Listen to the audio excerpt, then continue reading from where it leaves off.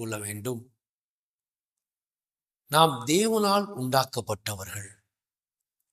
வானத்தை விரித்து பூமியை அஸ்திவாரப்படுத்தி நம்மை உண்டாக்கின தேவனை மறக்காதபடிக்கு அவர் மீது நினைவாய் இருக்க வேண்டும்.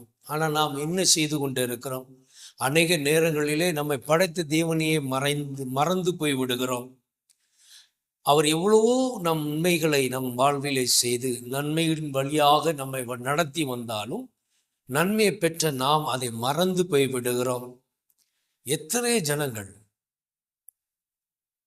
கர்த்தர் நல்லவர் என்று அறிந்து ருசித்தவர்களை பின்வாங்கி போகும் பொழுது அறியாதவர்கள் என்ன செய்வார்கள்? இன்னைக்கு மனப்புத்திரருக்கு பயப்படுகிறோம்.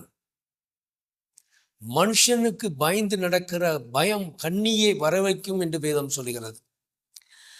ஆனால் நமக்கு ஆறுதல் செய்கிற தேவனை